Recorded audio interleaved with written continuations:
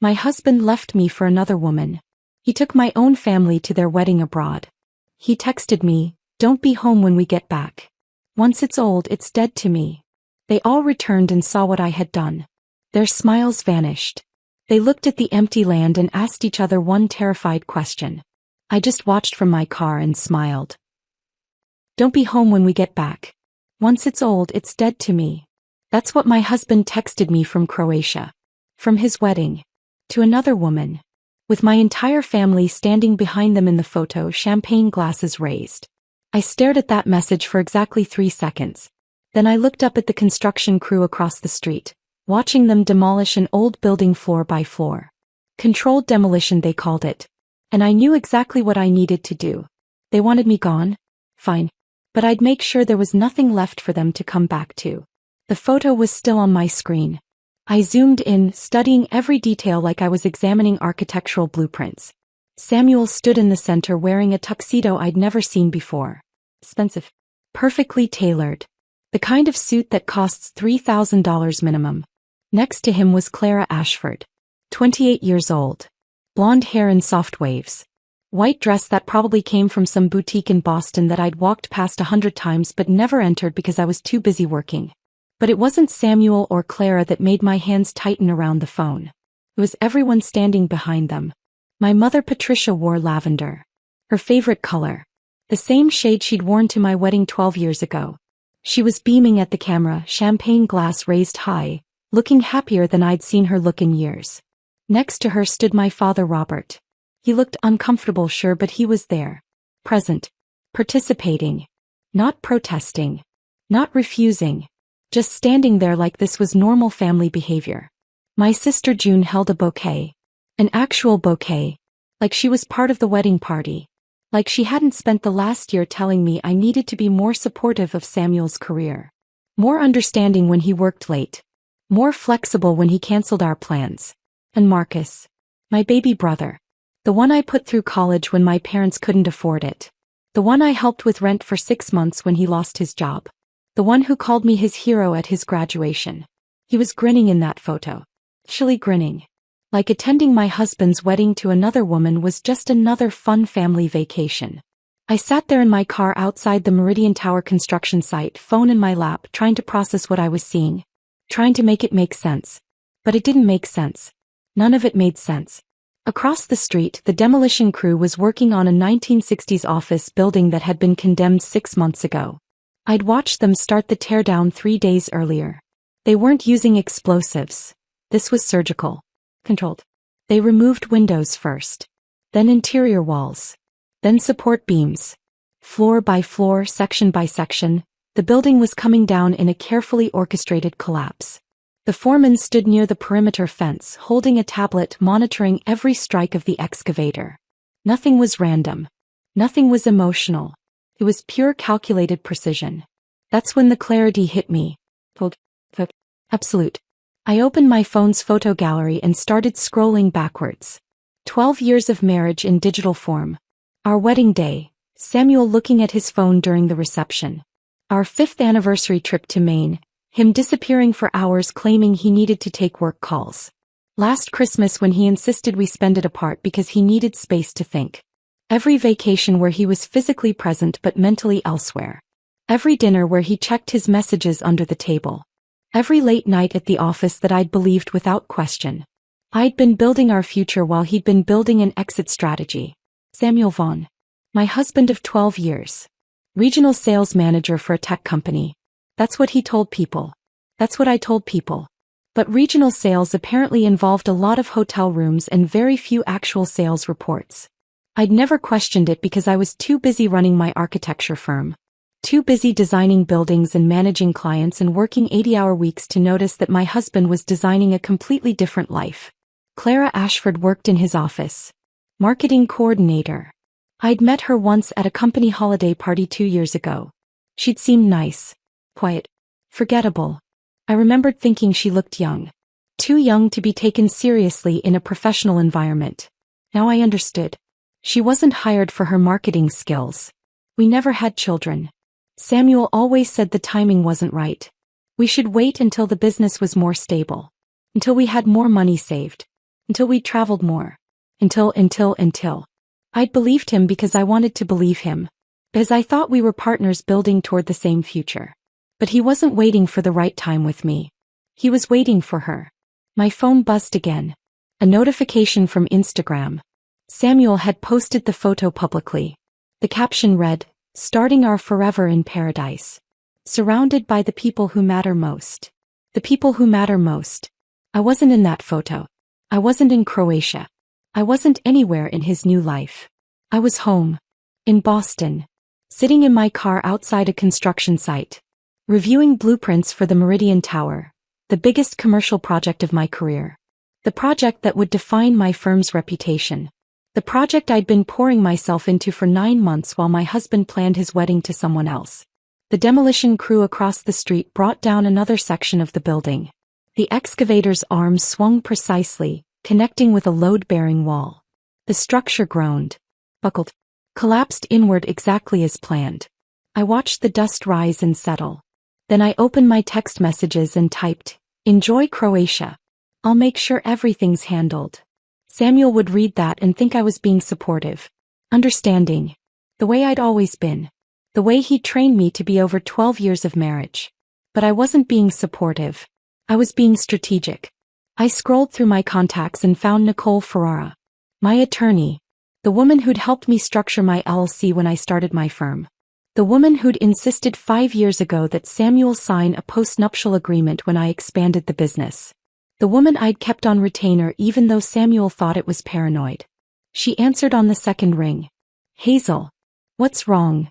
I didn't waste time with explanations. "How fast can we move?" There was a pause. Nicole was sharp. She didn't need details to understand tone. "How fast do you need?" I looked at the photo again. Calculated the timeline. They land in 9 days. Nicole's laugh was low and predatory. The sound of someone who'd built a career destroying unfaithful spouses in court. "Then let's build you a beautiful new life in 8. I hung up and sat there for another moment, watching the demolition crew pack up their equipment for the day. The building that had stood for 60 years was now just rubble and rebar. By tomorrow it would be hauled away. By next week the lot would be cleared and ready for something new. Controlled demolition. That's what they called it. And that's exactly what I was about to do. I didn't sleep that night. Instead, I sat at my kitchen table with a legal pad and started writing. Lists. Timelines. Asset inventories. Everything we owned. Everything I owned technically. The house. The cars. The vacation condo in Vermont we'd visited twice. Bank accounts. Investment portfolios. Even the furniture. By 3 in the morning I had 17 pages of notes. By dawn I had a plan.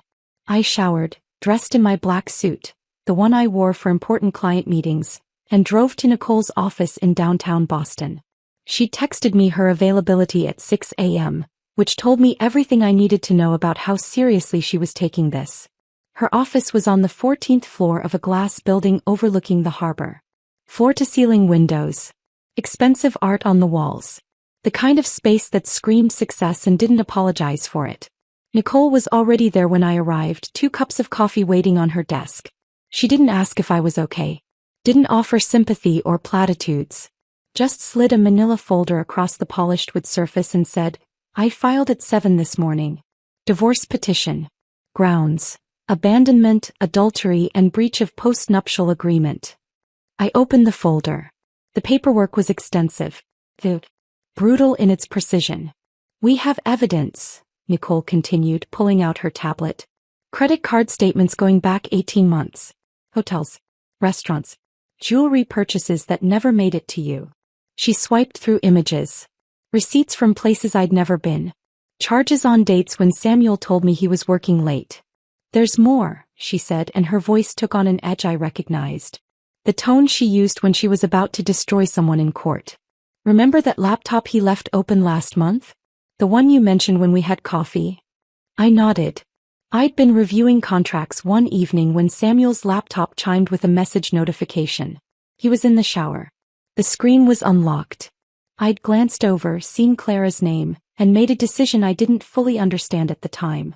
I'd started forwarding myself emails. "I went through everything you sent me," Nicole said. We have 18 months of correspondence between Samuel and Clara. Planning. Theming. And this, she turned the tablet toward me. An audio file. Timestamp from 6 weeks ago. She pressed play. Samuel's voice filled the office, tinny through the speakers but unmistakable. Don't worry, babe, once I get the money from the house we can leave sooner. She'll never know until it's too late. Claire's laugh. Light. Carefree. You're terrible. But I love it. I love you, Samuel said. This time next year we'll be in our place. She'll still be in that office working herself to death and we'll be living our actual lives. Nicole stopped the recording. I sat there staring at the tablet feeling nothing. Absolutely nothing. The words should have hurt. Should have made me angry. Should have done something. But I just felt cold. He'll be served tomorrow morning at his office, Nicole said. 9 a.m. sharp. I'm having a process server hand-deliver the papers in front of his colleagues. Including Clara. I looked up at her. Is that necessary? Nicole's smile was sharp. You're paying me to win, Hazel. Not to be nice. I signed the papers without reading them. Nicole had never steered me wrong. 5 years ago when I'd expanded my firm and brought her on retainer, she'd insisted Samuel sign a post-nuptial agreement. I'd resisted at first. It felt unromantic. Cynical. Like I was planning for failure. You're not planning for failure, Nicole had told me then. You're protecting what you've built. There's a difference. Samuel had signed it without reading. I remembered him sitting at the same desk, barely glancing at the document, scrolling through his phone while Nicole explained the terms. He'd seemed annoyed by the whole process. Impatient. Now I understood why. He'd already been planning his exit. The post-nup just made it more complicated. After signing, Nicole and I spent the next 3 hours going through finances. She had her assistant pull up every account, every asset, every line item from the past 12 years of our marriage. Joint checking account. My deposits totaled $673,000. Samuel's deposits totaled $3,400. I stared at that number for a long moment. $3,400. Over 12 years. Where did his salary go? I asked. Nicole pulled up his personal account statements. The ones he didn't know I had access to because I'd been listed as a secondary on the account when we first got married and he'd never removed me. Restaurants. Hotels. A recurring charge to a jewelry store in Cambridge. Monthly payments to a storage unit I'd never heard of. He's been building a separate life for at least 2 years, Nicole said. Maybe longer. The house was titled solely to my LLC. Purchased 3 years before we married as a business investment property. Samuel had never contributed to the mortgage, the property taxes, the insurance, or the renovations. Legally, he had no claim to it. The cars, both registered to my business. Company vehicles. The Vermont condo, purchased through the LLC. Samuel had never made a single payment. He owns nothing, Nicole said flatly. According to the post-nup, any assets purchased or maintained during the marriage using your business income remain solely yours. He signed away any claim to marital property beyond what he directly contributed. So the $3,400, I said, is all he's legally entitled to. I had Nicole liquidate our joint accounts that afternoon. Every dollar I'd deposited over 12 years. Moved to a new account in my name only. I left Samuel exactly $3,400. Fair is fair. When I got home that evening the house felt different. Not because of what was missing but because of what I now understood had never really been there. I walked through the rooms slowly, seeing everything with new eyes. The living room furniture I'd chosen and paid for. The kitchen appliances I'd researched and installed. The artwork on the walls from galleries I'd visited alone because Samuel was always too busy. His side of the closet was empty. He'd packed for Croatia but left everything else behind. His winter coats. His work clothes. His shoes lined up neatly on the rack I'd bought him 3 Christmases ago. He assumed he'd come back to it. That I'd still be here waiting. That this house, this life, would be his safety net while he figured out his new life with Clara. I started packing his belongings into boxes. Methodically. Without emotion. His clothes went into donation bags. His vintage movie poster collection, the one he claimed was worth thousands, got carefully rolled and packed. Let him come back for it if he wanted it that badly. But something told me he wouldn't. By day 2 the boxes were piled in the garage. I'd called Goodwill. They'd pick everything up on Friday. Mrs. Kowalski caught me loading the last bag into my car that afternoon. She was in her garden, pruning roses, but I knew she'd been watching. "Spring cleaning," she called, walking over. I forced a smile. "Something like that."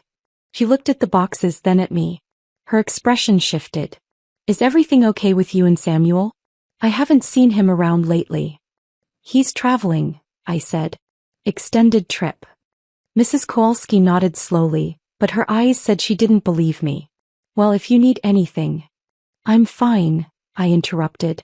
"Really? Just busy with work." That evening, I saw her standing on her porch talking to Mr. Peterson from across the street.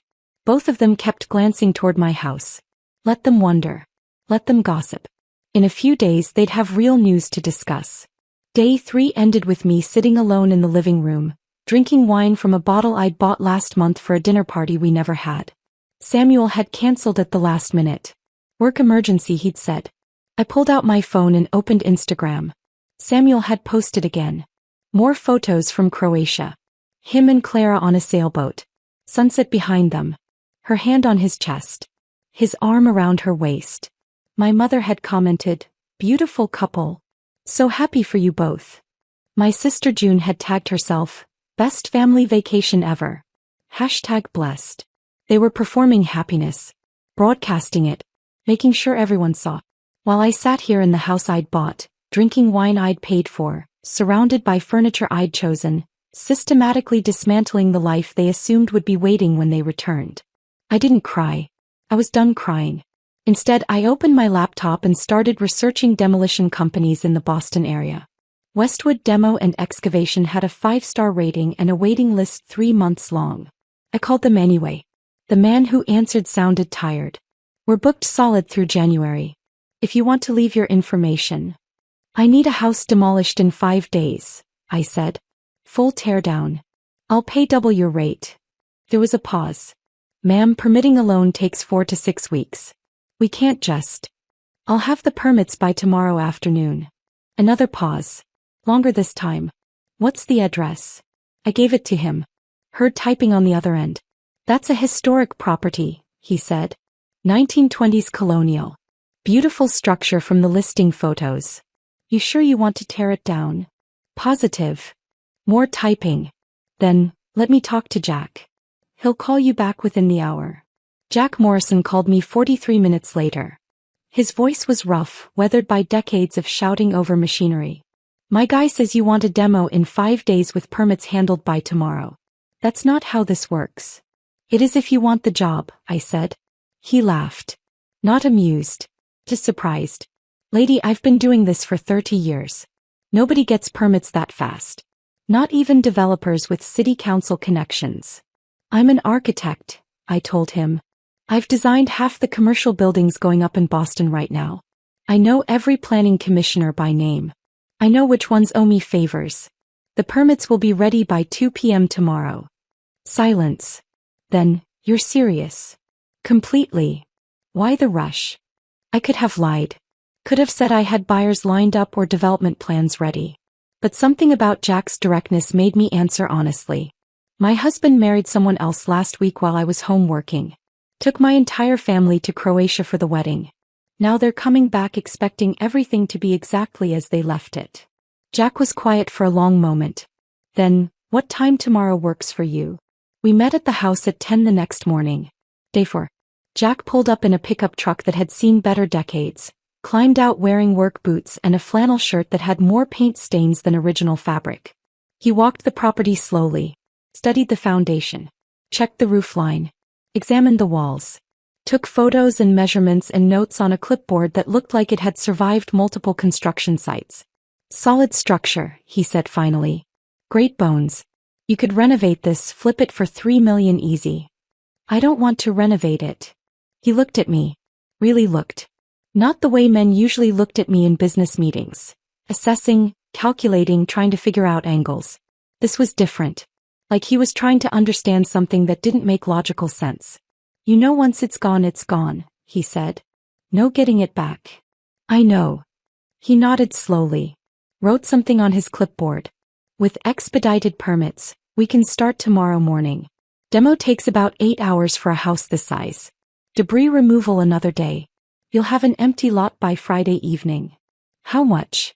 47,000. That's with the rush job premium. I didn't hesitate. Done. Jack extended his hand. His grip was firm, calloused. I'll need those permits by 2 like you said. You'll have them. I spent the rest of day 4 making calls. Every favor I'd built up over 15 years in the Boston architecture community I called in. Planning commissioners I'd worked with on zoning appeals. Building inspectors who'd fast-tracked my projects. City officials I'd helped with pro bono designs for public spaces. By 1:30 I had every signature I needed. By 2 Jack had the permits in hand. I'll be damned, he said looking at the paperwork. You actually did it. I told you I would. He folded the permits, tucked them in his truck. We start at 6 a.m. You want to be here. Wouldn't miss it. After Jack left, I went back inside the house. I needed to finish clearing Samuel's home office. Most of his stuff was already boxed, but his filing cabinet remained. I opened the bottom drawer and found a folder tucked in the back. Manila. Unlabeled. Hidden behind tax returns from 6 years ago. Inside were loan applications. 4 of them. All denied. All dated 6 months ago. Applications for a second mortgage on the house. My house. The one owned by my LLC. I read through each one carefully. Samuel had listed himself as sole owner. Had forged my signature on the initial documentation. Had claimed the property was jointly owned and that I'd verbally agreed to the loan. All lies. The applications had been rejected because the title search showed the house belonged to my business, not to Samuel or to us jointly. But he'd tried. He'd actually tried to steal equity from my property to fund his exit. I found more in the folder. Printed emails between Samuel and Clara. Samuel, the loan got denied again. Her name is on everything. I don't know how to get around it. Clara, can't you just forge her signature on a sale agreement? Samuel, too risky. But don't worry, babe, once I get the money we can leave sooner. She'll never know until it's too late. Clara, you're sure she won't fight the divorce? Samuel, she won't. She's too busy with work to notice what's happening. By the time she realizes I'm serious, we'll be gone and she'll be stuck with the legal bills. I photographed every page. Sent them to Nicole. She called back within 2 minutes. Hazel. This is fraud. Attempted fraud at minimum. He forged your signature on legal documents. That's a felony. Add it to the divorce filing. I'm adding it to everything. This changes the whole case. He's not just a cheater. He's a criminal. I hung up and sat there in Samuel's office. The room I'd designed for him, the desk I'd bought him, the chair I'd assembled while he was out on one of his many business trips. He hadn't just been planning to leave me. He'd been planning to rob me. My phone rang. Emily. I almost didn't answer. But Emily had a way of knowing when something was wrong. If I ignored her, she'd show up at my door. I answered. Where are you? She said. No hello. No preamble. Home. I'm coming over. Emily, I'm fine. I saw the demolition permits posted on the city planning site. I saw your name on them. I'm coming over. Don't argue. She hung up. 20 minutes later, she was at my door with Thai food and wine. Emily Chin was my oldest friend. We'd met in architecture school, survived brutal professors and all-night design studios together. She'd been at my wedding. Had been the one person who'd quietly asked if I was sure about Samuel. I should have listened to her then. She pushed past me into the kitchen, set down the food, opened the wine without asking and poured 2 glasses. Talk, she said. So I told her everything. The photo. Croatia. My family. Clara. The demolition scheduled for tomorrow morning. Emily listened without interrupting. But her face shifted from concern to something else. Something close to fear. Hazel, she said finally. What are you doing? What I should have done years ago. You're tearing down your house. It's my house. I can do what I want with it. That's not. Emily stopped. Started again. I get why you're angry. I get it. But this feels extreme. This feels like you're not thinking clearly. I'm thinking more clearly than I have in 12 years. Emily set down her wine. Reached across the table. Took my hand. You're not a vindictive person. You're not cruel. This isn't you. Maybe it should be, I said quietly. Maybe if I'd been less understanding, less accommodating, less willing to believe every lie he told me, he wouldn't have thought he could do this. Or maybe, Emily said, her voice gentle, you would have left him years ago and saved yourself this pain. We sat in silence for a moment. Promise me something, Emily said. Promise me you won't regret this. I looked at her. At my friend who'd known me longer than Samuel had. Who'd watched me build my career and my marriage and had probably seen cracks I'd refused to acknowledge. I promise, I said. But after she left, I sat alone in the kitchen and wondered if I was lying. Day 5 arrived with cold clarity. I woke at 5, dressed in jeans and my favorite black jacket, made coffee and drove to the house. The Westwood crew was already there. 3 trucks. 6 workers. Equipment being unloaded with practiced efficiency. Jack saw me and walked over. Last chance, he said. Once we start, there's no stopping it. I looked at the house. At the windows I'd chosen.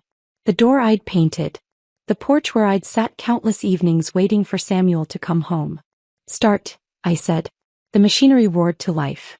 Mrs. Kowalski appeared on her porch in a bathrobe, eyes wide. Other neighbors emerged. Mr. Peterson. The Johnsons. The retired couple from the corner who always waved but never spoke. Mrs. Kowalski rushed over. Hazel. What's happening? I smiled. Took a sip of coffee. Renovation. Full demo. Starting fresh. But where will you live? I've made arrangements. The wrecking ball swung. Connected with the east wall. The wall where Samuel had hung his vintage movie posters. The impact was deafening. The wall crumbled. And I felt nothing. By noon the house was rubble. By 3 the second floor was dust. By sunset, there was nothing left but broken pieces scattered across the lot like the remains of a life I no longer recognized. I stood there watching until the crew packed up their equipment and Jack approached, wiping his hands on his jeans. You okay? He asked. I didn't know how to answer. I felt empty, lighter, free, terrified. All of it at once. Yeah, I finally said. I think I am. Jack nodded, didn't push. We'll be back tomorrow morning at 6 to haul the debris. Should have the lot cleared by evening. I thanked him and watched his truck disappear down the street. Then I stood alone in the growing darkness, staring at what used to be my home. Day 6 arrived with gray skies and the rumble of debris removal trucks. I was there at dawn again. Couldn't stay away. Needed to see every piece of it disappear. The crew worked with mechanical efficiency. Front-end loaders scooped up chunks of what used to be walls and floors and ceilings. Dump trucks backed up, filled, drove away. Again and again. Each load carrying away another piece of 12 years. I watched the kitchen island get loaded into a truck. The marble countertops I'd chosen from a supplier in Cambridge. The custom cabinets I'd designed myself. We'd eaten our first meal in this house at that island. Take-out Chinese because we were too exhausted from moving to cook. Samuel had toasted with a beer bottle. To our future, he'd said. I wondered if he'd already been planning his exit then. Or if that came later. The mantle went next. I'd hung our wedding photo there for 6 years before taking it down. I told myself it needed reframing. The truth was I couldn't look at his smile anymore without wondering if it had ever been real. The deck we'd built 3 summers ago.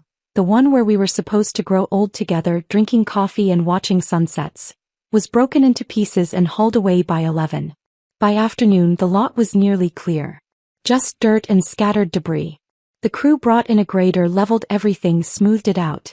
By evening it was done. I stood at the curb, staring at empty space where a $2 million home had existed 24 hours ago. A woman jogged past. Stopped. Looked at the lot, then at the neighboring houses, then back at the lot. Didn't there used to be a house here? She asked. I turned to her, kept my expression neutral. Must be thinking of a different street. She frowned, clearly confused. I could have sworn. She shook her head. Never mind. Sorry. She jogged on. I watched her go and felt something close to satisfaction. It was working. I was erasing us. My phone rang. June's name flashed across the screen. I almost didn't answer. But curiosity won. Hazel. Her voice was bright, cheerful, completely oblivious to what she'd participated in. We're having the best time. Croatia is gorgeous. You should see the beaches, the food is incredible, and the wedding was just I got Samuel's text, I interrupted. Silence. Then, oh. That. Her tone shifted immediately. Less bright. More defensive. Look, she continued. We didn't want to get involved in your marriage problems, but Samuel said you two had been over for a while. He said you knew about Clara. That you'd both agreed to. I agreed to nothing, I said. My voice came out colder than I intended. He's lying to you. He's lying to all of you. June sighed. That exasperated sound she always made when she thought I was being difficult. You always do this, Hazel. Always assume everyone's against you. But Samuel loves you. He needs something different now. Someone who makes him happy. The words landed like a physical blow. Someone who makes him happy? I repeated slowly. I made him happy for 12 years, June. I put you through college when Mom and Dad couldn't afford it. I helped them with house payments when Dad lost his job. I've held this family together while all of you. We have to go, she cut me off. The reception's starting. We'll talk when we get back, okay? The line went dead. I stood there staring at my phone, processing what had just happened. They weren't just attending his wedding. They were defending him. They'd chosen his side. All of them. I called Nicole. I need to move faster, I told her. They land in 3 days. Already on it, she said. Come to my office tomorrow. I have something you need to see. I met Nicole at her office on day 7. The skyline outside her windows was gray with clouds threatening rain. She had a folder waiting. Thicker than the others. I did some digging on Clara Ashford, Nicole said, sliding it across her desk. Turns out your husband has interesting taste in women. I opened the folder. Financial records. Background checks. Family information. Clara Ashford wasn't just some 28-year-old marketing coordinator living paycheck to paycheck. He came from money. Serious money. Her father, Richard Ashford, owned Ashford Auto Group, a chain of luxury car dealerships across Massachusetts. 17 locations. Revenue in the hundreds of millions.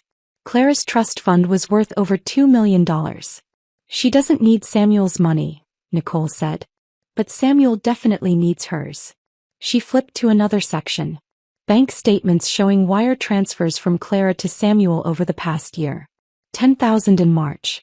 $15,000 in June. $25,000 in September. $50,000 total. What was he telling her? I asked. Nicole pulled up emails she'd subpoenaed from his account. Samuel to Clara. The house is almost paid off. Once the divorce is final, I'll have access to the equity. We can buy that condo in Miami you liked. Clara to Samuel. How much equity are we talking? Samuel. At least $1 million. Maybe more. She doesn't pay attention to finances. She'll sign whatever I put in front of her. I read it 3 times. He's been conning her, I said slowly. Nicole nodded. Probably the same way he tried to con you. Except Clara's family has money and connections. Her father's lawyers are already involved. They had her sign a prenup before the wedding. Samuel gets nothing if the marriage ends. Does he know that? I don't think so. Based on these emails, he thinks he's marrying into wealth. He has no idea he just signed away any claim to her trust fund. I leaned back in my chair processing. So he's not just a cheater, I said. He's a con artist. A bad one, Nicole agreed. But yes. Suddenly my revenge felt bigger than just me. This wasn't just about what he'd done to me. It was about stopping him from doing this to someone else. Even if that someone else was Clara. What do we do with this? I asked. Nicole smiled. We add it to the divorce filing. Show the pattern of financial manipulation. Show that he forged your signature trying to access equity. Show that he's currently attempting to defraud another woman. It makes our case airtight. I left Nicole's office feeling something I hadn't felt in days. Purpose. That evening, alone in my new apartment, the penthouse I'd rented last week in Back Bay with skyline views and no memories, I sat down at my desk and pulled out a sheet of paper. I started writing. Dear Mom. The words came slowly at first. Then faster. Everything I'd never said. Everything I'd kept buried for 12 years. For my entire life, really. How her constant criticism made me feel like I was never good enough. Never smart enough. Never feminine enough. How she always took Samuel's side in every argument, telling me I worked too much, wasn't warm enough, didn't know how to keep a man happy.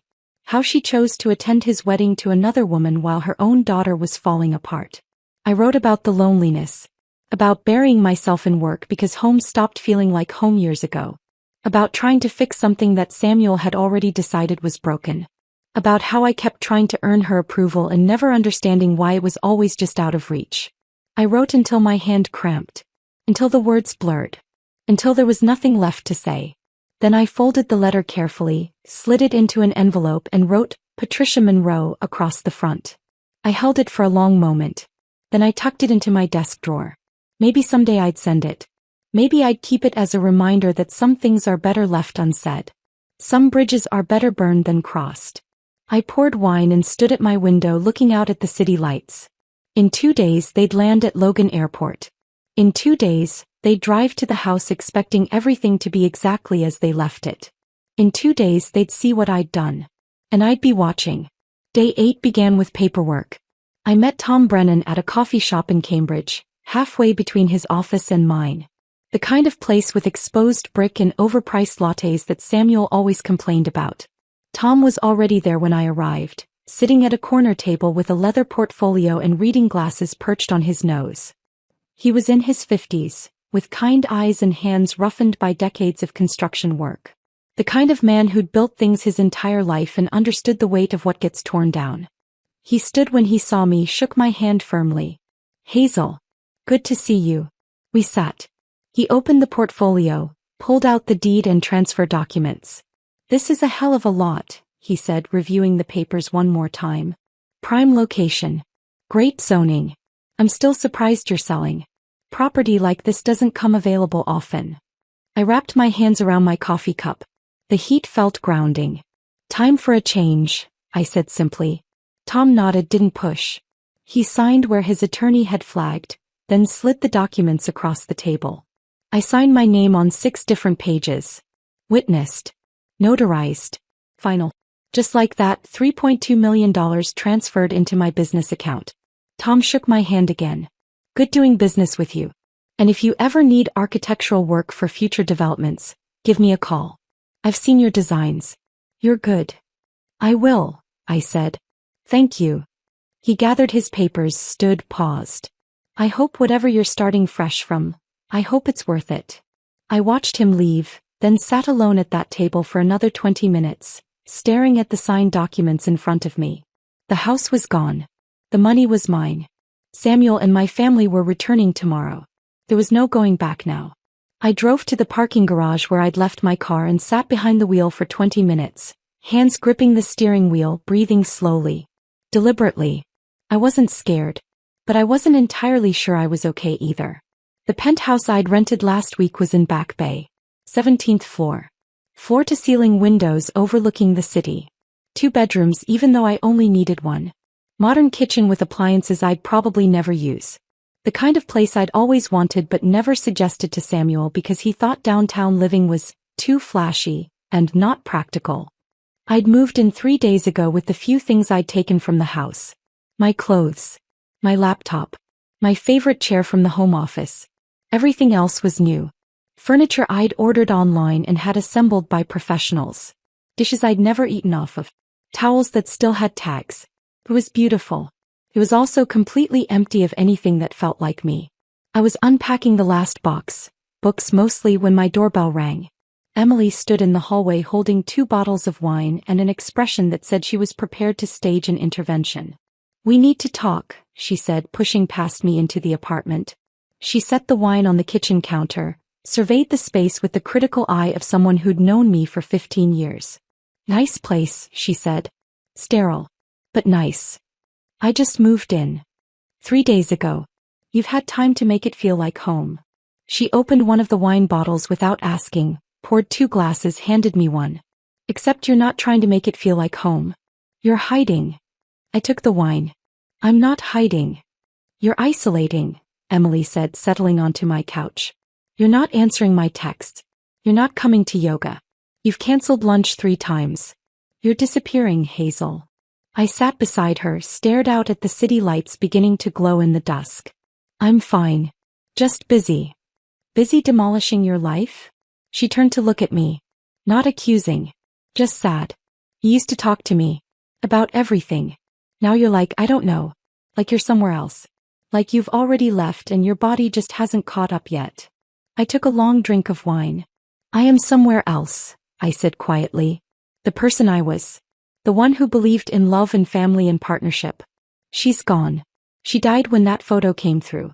This, I gestured at the apartment at myself. This is what's left. Emily set down her wine. Reached over and took my hand. What if you regret this? The question hung in the air between us. Then I'll live with it, I said. But at least it'll be my regret. My choice. Not his. Emily squeezed my hand. I'm worried about you. I know. I'm not saying what you did was wrong. I'm just saying, she paused, searching for words. I'm saying make sure you're doing this for the right reasons. Not because you're hurt. Not because you're angry. But because it's actually what you want. It's what I want, I said. But even as I said it, I wondered if I believed it. Emily stayed for 2 more hours. We drank wine. Talked about her work, her life, anything but mine. When she finally left, she hugged me tight at the door. Call me tomorrow, she said. After. Whatever happens. Call me. I promised I would. That night I couldn't sleep. I lay in my new bed in my new apartment, staring at the ceiling, listening to the unfamiliar sounds of downtown traffic and my own thoughts spiraling. Tomorrow they'd land. Tomorrow they'd see. I must have drifted off around 2 because I woke at 3:17 from a dream that felt more real than the waking world. I was walking through the house. But not the demolished version. The complete version. Every room intact. Every piece of furniture in place. Samuel was there. Not the 40-year-old man who'd betrayed me. The younger version. The one I'd met at a mutual friend's party 16 years ago. The one who'd made me laugh. The one I'd fallen in love with. Why are you doing this? He asked. I tried to answer but couldn't form words. I walked through rooms, touching walls that no longer existed. The kitchen. The living room. The bedroom. My mother appeared in the kitchen wearing that lavender dress. You were always so cold, Hazel, she said. Her voice was gentle but the words were knives. No wonder he left. I woke up gasping, tangled in sheets, heart pounding. 3:17 a.m. I got up, poured water with shaking hands, stood at the window looking out at Boston's sleeping skyline. Tomorrow they'd land. Tomorrow they'd see what I'd done. Tomorrow everything would change. I should have felt triumphant. Vindicated. Strong. Instead I felt hollow. I picked up my phone. Scrolled to Samuel's contact. My finger hovered over the call button. What would I even say? I demolished our house because you married someone else? I erased 12 years because you erased me first? I put the phone down. There was nothing left to say to him. To any of them. I climbed back into bed but didn't sleep. Just lay there watching the numbers on the clock change. 4 a.m. 5 a.m. 6 a.m. My phone buzzed at 6:30. A text from my father. Robert Monroe. The man who'd spent my entire childhood letting my mother make every decision. Who stayed quiet during every family conflict. Who never once took my side against her. The message was long. Longer than any text he'd ever sent me. Hazel, your mother told me about her conversation with June. I don't know what's happening between you and Samuel, but I want you to know.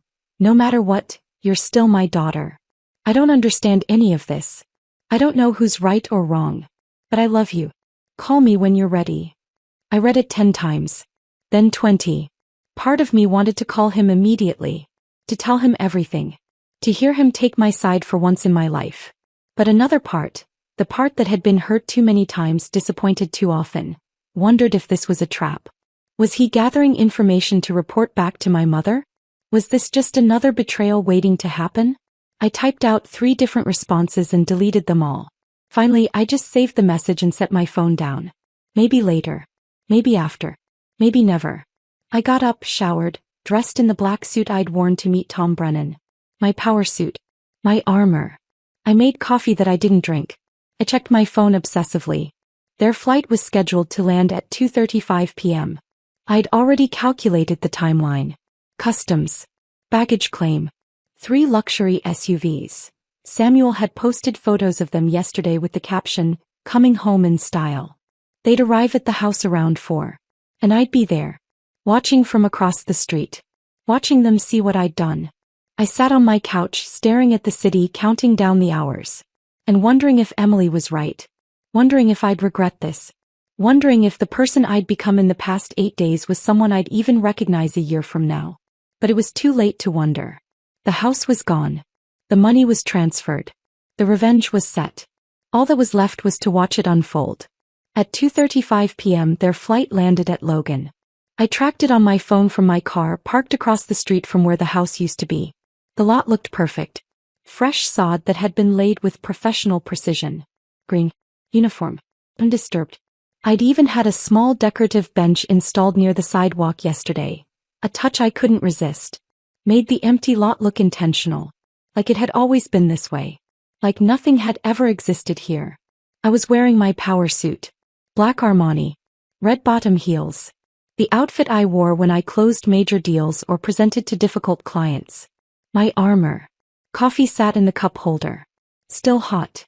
I'd stopped at the same shop where I'd met Tom Brennan 2 days ago.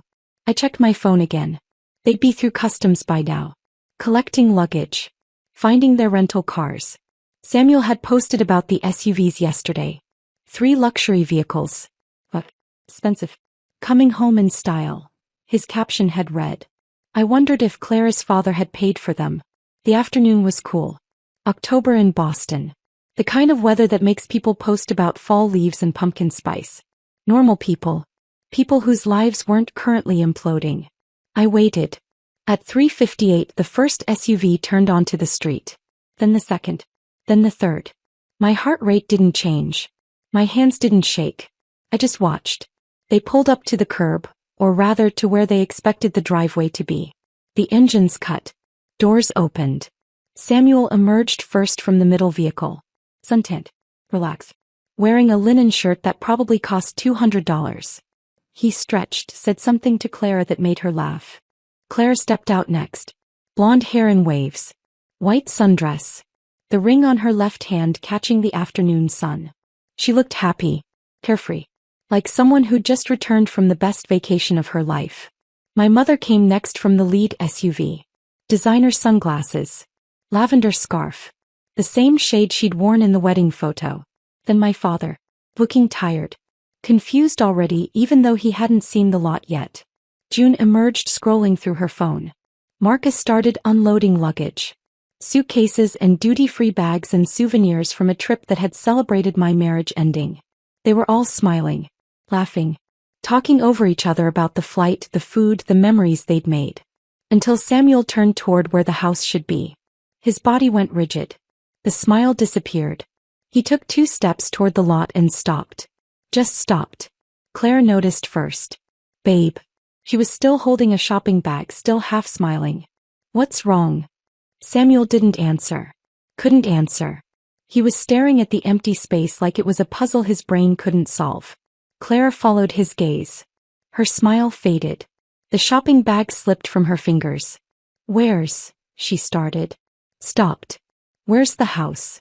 My mother's voice cut through the confusion like a knife. Robert. Robert. She grabbed my father's arm, her voice climbing toward hysteria. Where is it? Where's the house? My father turned. His face went pale. June's phone clattered to the sidewalk. Marcus dropped 2 suitcases. For a moment no one moved. They just stood there on the sidewalk, surrounded by luggage and shopping bags, staring at pristine green grass and empty space where a $2 million home had stood 9 days ago. Samuel spun in a circle. Looked at the neighboring houses. The Kolskis' place to the left.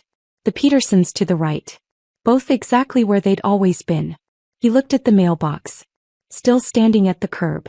The numbers clearly visible. The right address. What? His voice came out strangled. What the? That's when Tom Brennan's truck pulled up. He'd been driving past, saw the commotion and pulled over. Good man. Exactly the kind of timing I'd hoped for but hadn't counted on. Tom got out of his truck, approached cautiously. Can I help you folks? Samuel charged him. What did you do to my house? He was shouting now, veins bulging in his neck. Who are you? Tom held up his hands, genuinely confused. Whoa, buddy. I don't know what you're talking about. Pie house. Samuel pointed at the lot. There was a house here. Where is it? Tom glanced at the lot, then back at Samuel. I just bought this property yesterday. Wiggly. Clean title. Empty lot. I don't know what. Empty. Samuel's voice cracked. It wasn't empty. There was a house. My house. My home. Tom pulled out his phone, pulled up the listing photos. The beautiful empty lot. The fresh sod. The potential. See? This is what I bought. You got the wrong address or something. My mother had started hyperventilating. June was on her knees picking up her phone with shaking hands. Marcus just stood there, mouth open, looking between the lot and Samuel like he was watching a magic trick he couldn't figure out. That's when my mother saw me. I'd rolled down my window. Elbow resting on the frame. Coffee cup in hand. Just watching. Hazel. She shrieked it. Not like a name. Like an accusation. Like a curse. What did you do? Everyone turned. I took a slow sip of coffee. Set the cup down carefully. Opened my car door and stepped out. I dressed for this moment like I was presenting to a board of directors. Everything deliberate. Everything calculated. I walked toward them slowly. Not rushing. Not hesitating. 6 feet away I stopped. Close enough to see their faces clearly. Far enough to stay safe. Oh hey everyone, I said. My voice was pleasant. Casual. Like I was greeting them at a barbecue. How was Croatia? Did you get my text about handling everything? Samuel stared at me. His face cycled through expressions too fast to track. Confusion. Disbelief. Dawning horror. He took a step toward me. Clara grabbed his arm but he shook her off. You demolished our house? His voice cracked on the last word. I tilted my head slightly. Not our house, Samuel. My house. My business asset. Owned by my LZ. And technically I didn't demolish it myself. I contracted Westwood Demo and Excavation. Very professional crew. They finished ahead of schedule. You can't do that. His face was red now. Spit flying. That's illegal. I pulled out my phone. Opened the folder Nicole had prepared. Screenshots of property deeds. Purchase documents. The post-nuptial agreement he'd signed 5 years ago without reading. Actually, I said calmly, per Massachusetts property law and the terms of our post-nuptial agreement, you remember signing that, right? You were so busy on your phone that day. I can do whatever I want with my solely owned business assets. The house was purchased by my LLC 3 years before we got married. You never contributed to the mortgage, the taxes, the insurance, or the renovations. Legally, you had zero claim to it. I turned to Clara for the first time. Really looked at her. She was pretty. Young. Fit. That sounds like a you problem, I said. But congratulations on your wedding. Beautiful photos. I especially loved the one of my mother wearing white to your ceremony. Very classy. Claire made a sound. Somewhere between a gasp and a sob. My mother stepped forward. Her face was twisted with rage and something else. Fear. Hazel Monroe, she said. Her voice shook. You will fix this right now. This is family property. We helped. Did you? I interrupted. Did you help? Because I have 12 years of receipts that say otherwise. Every renovation. Every repair. Every property tax payment. All mine. You helped by visiting for holidays and eating food I cooked and telling me I worked too much and wasn't a good enough wife. I'm your mother. And you went to his wedding. I pointed at Clara. While he was still married to me. You wore lavender. You smiled for photos. You toasted their future. So let's not pretend family loyalty means anything coming from you. The silence that followed was absolute. Then Marcus found his voice. Hazel. Come on. This is insane. You can't just. I already did, Marcus. My voice went cold. And just so we're clear, that college tuition I paid? Consider it repaid with interest in the form of this valuable life lesson. Don't betray the person who's been holding your life together. June was crying now. Mascara running. We didn't know. That he was going to text me I was dead to him? That I should be gone when you got back. I pulled up the message. Showed it to them. He sent this from the family group chat. The one I wasn't in anymore. You all saw it. You all knew. No one spoke. Guilty silence. Samuel's face had gone from red to white. The cars, he whispered. The accounts. All mine, I said. Company property repossessed. Joint accounts liquidated. You'll find approximately $3,400 in your personal checking. Your actual contribution to our marriage. I left it untouched. Fair is fair. Clara finally found her voice. You're insane. You're Careful, I warned. Clara's mouth snapped shut. But the rage in her eyes didn't dim. It intensified. My mother stepped forward then, drawing herself up to her full height. The way she always did when she was about to deploy the nuclear option. Family guilt. Hazel Monroe. Her voice shook with fury. You will fix this right now. This is family property. We helped with renovations. We contributed. Did you? I interrupted, tilting my head. Studying her like I was examining a stranger. Because I have 12 years of receipts that say otherwise. Every renovation. Every repair. Every property tax payment. All mine. Documented. Both. Paid from my business accounts. I took a step closer. You helped by what exactly? Visiting for holidays. Eating food I cooked? Criticizing my career choices? Telling me I worked too much? That I wasn't feminine enough? That I didn't know how to keep a man happy? My mother stepped back. Actually stepped back like I'd physically pushed her. I'm your mother. And you went to his wedding. I pointed at Clara without looking at her. To her. While he was still married to me. You wore lavender. The same color you wore to my wedding. You smiled for photos. You toasted their future. You celebrated the end of my marriage like it was a family vacation. My voice dropped lower. Colder. So let's not pretend family loyalty means anything coming from you. The silence that followed was suffocating. My father looked like he wanted to disappear into the sidewalk. June had stopped crying, her face frozen in shock. Marcus stood with his hands clenched at his sides, jaw working. This is insane, Marcus finally said. His voice cracked. Hazel, you can't, the cars. Repossessed, I said simply. Company property. My company. Both the Audi Samuel loved and the Tesla I barely drove are currently in a secure facility. You're welcome to buy them back at fair market value if you'd like. Marcus's face went pale. The bank accounts. I liquidated our joint accounts yesterday. Took my money. Every dollar I deposited over 12 years. I left Samuel exactly what he contributed. I paused. $3,400. Fair is fair. You can't be serious. Marcus was shouting now. That's theft. That's legal, I corrected. Per our postnuptial agreement in Massachusetts law. But I'm glad you're so concerned about theft, Marcus. Let's talk about theft. I turned to face him fully. The college tuition I paid when mom and dad couldn't afford it? $48,000. The rent I covered for 6 months when you lost your job? $7,200. The car loan I co-signed that you defaulted on so I ended up paying? $12,000. Should I keep going? Marcus opened his mouth. Closed it. Opened it again. Nothing came out. Consider it all repaid, I said quietly. With interest. In the form of this valuable life lesson. Don't betray the person who's been holding your life together. He turned away. Actually turned his back on me. June was still on her knees, phone in her shaking hands. My father looked like he'd aged 10 years in 10 minutes. Tom Brennan had backed away slowly, climbed into his truck and driven off. Smart man. Then Clara found her voice again. You're a bitch. He screamed it. Full volume. Her pretty face twisted into something ugly and raw. All the soft sweetness from the wedding photos was gone. This was real Claire. You're a vindictive, cruel, pathetic. I'm an architect, I said calmly.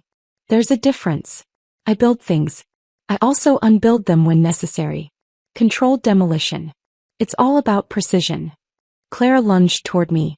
Samuel grabbed her arm, pulled her back. Clara, don't.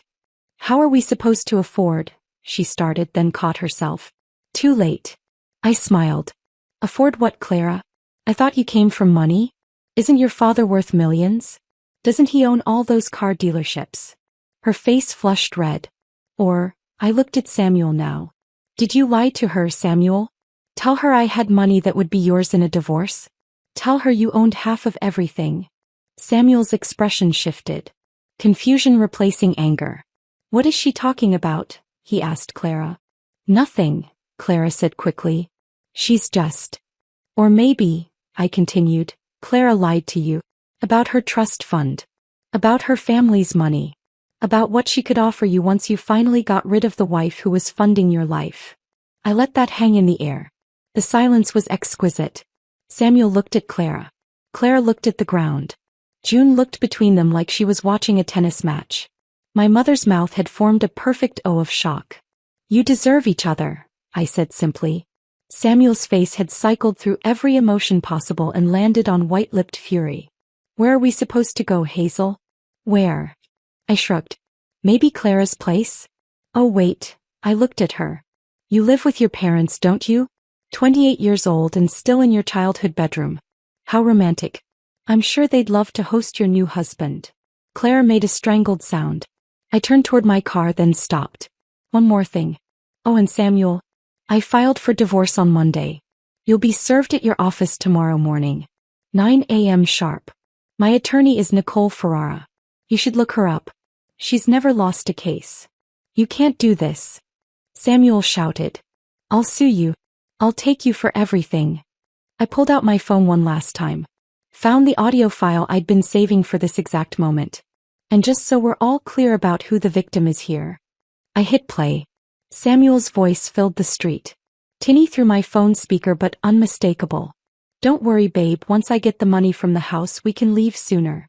She'll never know until it's too late. Clara's response. Light. Carefree. You're terrible. But I love it. I love you. This time next year we'll be in our place in Miami. She'll still be working herself to death and we'll be living our actual lives. I watched their faces while it played. In shock. Mouth open. Eyes wide. My father's confusion turning to understanding, turning to something that looked like shame. My mother's horror.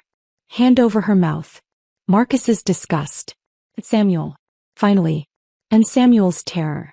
Because he knew what was coming. I stopped the recording.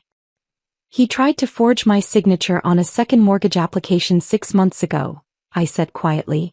Calmly. Tried to steal equity from my house, the one owned by my LLC, to fund your new life together. I looked at Clara. That's fraud, Clara. That's criminal. And I have evidence of all of it. The forged documents. The emails between you two planning how to access my money. All of it. Samuel's legs seemed to give out. He sat down hard on the curb, head in his hands. Clara stood frozen, her face cycling between red and white. So when you sue me, I looked at Samuel. Make sure your attorney knows about that. Nicole will be happy to add it to the divorce filing. Criminal fraud tends to affect asset division. Just FYI. I opened my car door. Wait, my father said. His voice was hoarse. Hazel, wait. I paused. Looked at him. He looked old. Tired. Said, I didn't know, he said quietly. About the text. About what Samuel said. Your mother told me they'd separated. That it was mutual. That you'd agreed. I agreed to nothing, I said. But you knew that, didn't you? Deep down. He didn't answer. I got in my car. Started the engine. Rolled down the window one last time. Enjoy finding somewhere to sleep tonight, I said. I hear the Holiday Inn on Route 9 has vacancies. I pulled away slowly. In my rearview mirror, I watched 7 people standing on an empty lot surrounded by luggage and shattered assumptions. Samuel was still sitting on the curb, head in his hands. Claire was crying now. Ugly crying. My mother was yelling at my father about something. June was on her phone, probably trying to find a hotel. Marcus had his arms crossed, staring at the empty lot like he still couldn't believe it was real. And my father just stood there, hands in his pockets, looking smaller than I'd ever seen him. I drove 3 blocks before I had to pull over. My hands were shaking. Not from fear or regret. From adrenaline. From the pure, undiluted satisfaction of watching them realize what they'd lost. What they'd thrown away. What they'd underestimated. I sat there for 10 minutes, breathing slowly, letting the shaking subside. My phone started buzzing. Calls. Texts. Dozens of them. I turned it off. Drove back to my apartment in silence. When I got home, I poured a glass of wine, stood at my window and looked out at the city lights. I'd done it. I'd actually done it. The house was gone. The revenge was complete. They'd seen what I'd done. And I felt empty. Not triumphant. Not victorious. Just empty. Like I'd torn down the house but couldn't figure out what to build in its place. I called Emily. She answered on the first ring. How did it go? I didn't answer right away. Hazel, she said. Are you okay? I don't know, I said finally. I did everything I planned. Everything went exactly how I wanted. But I don't know if I'm okay. Emily was quiet for a moment. Then, come over. Right now. Don't argue. I went. Emily lived in a brownstone in the South End, 3rd floor, with plants on every surface and art on every wall. The kind of home that felt lived in. I knocked. She opened the door immediately, took one look at my face and pulled me inside. Sit, she said, guiding me to her couch.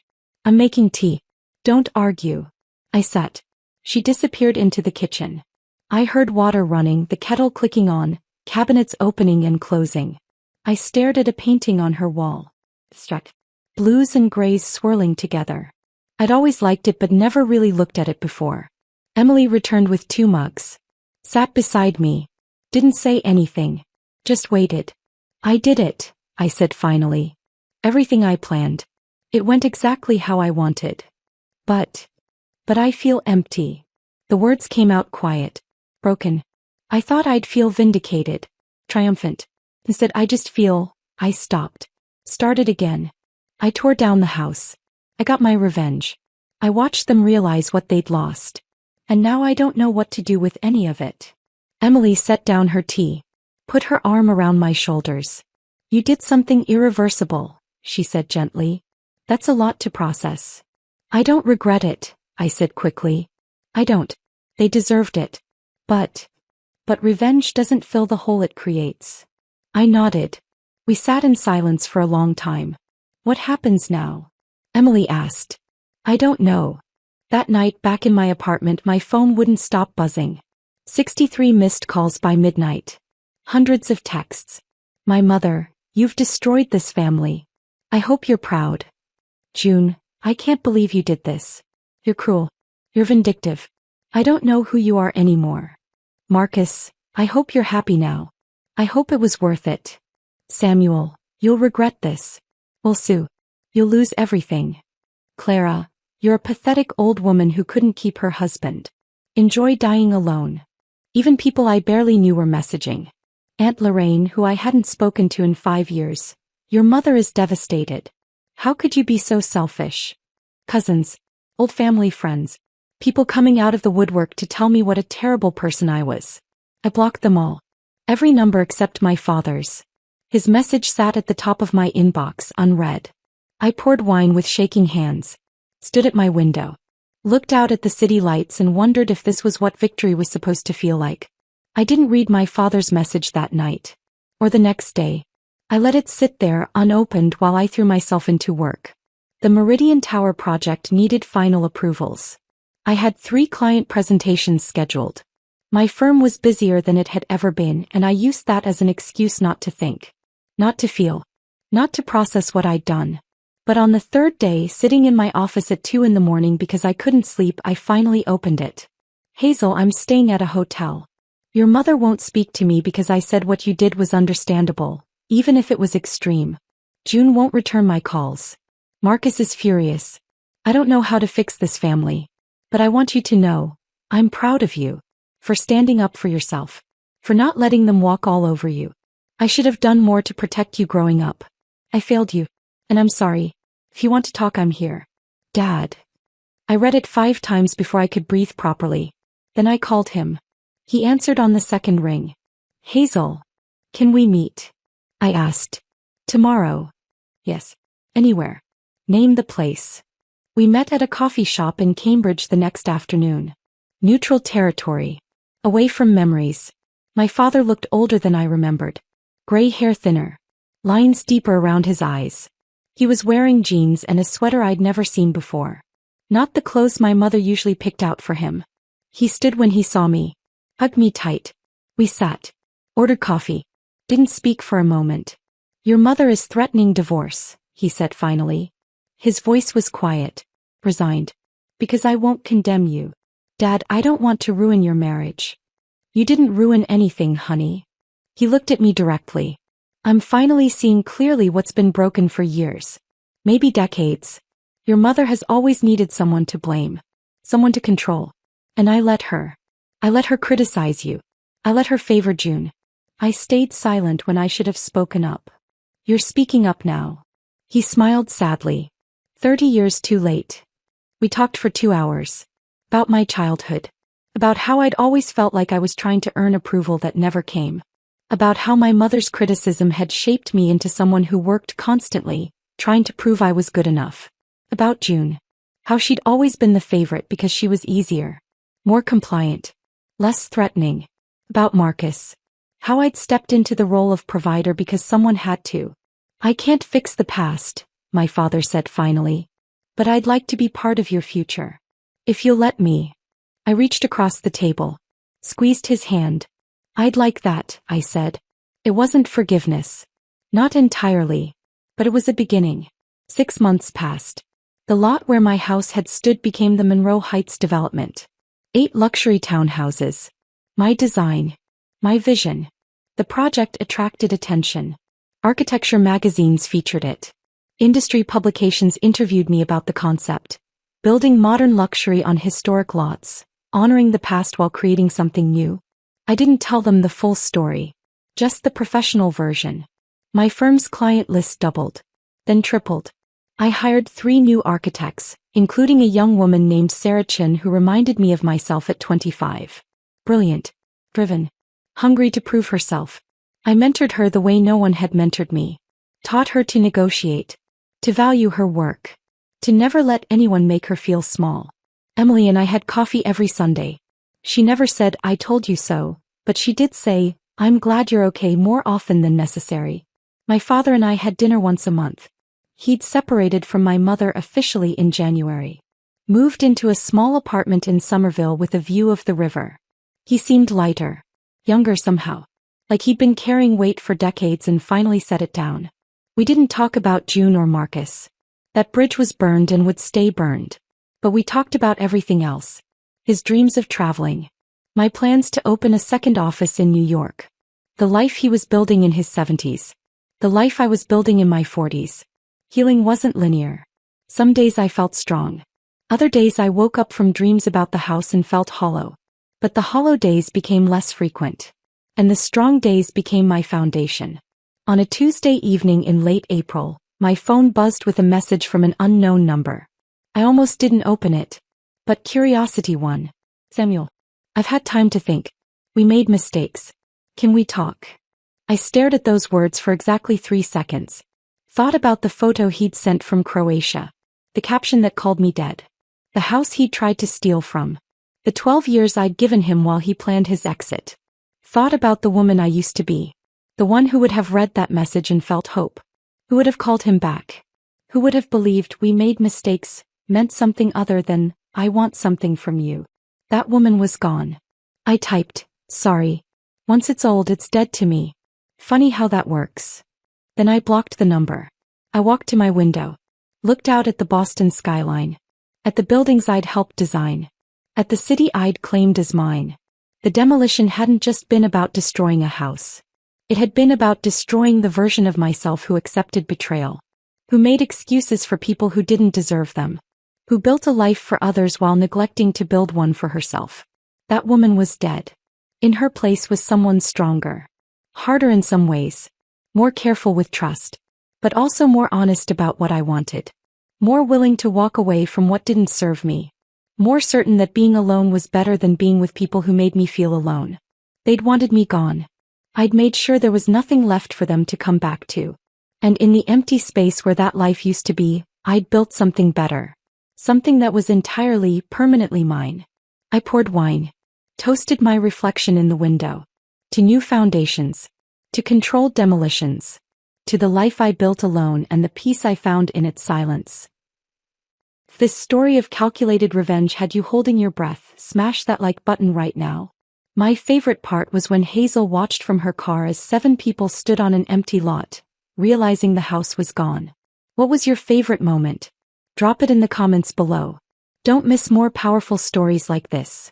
Subscribe and hit that notification bell so you never miss an upload.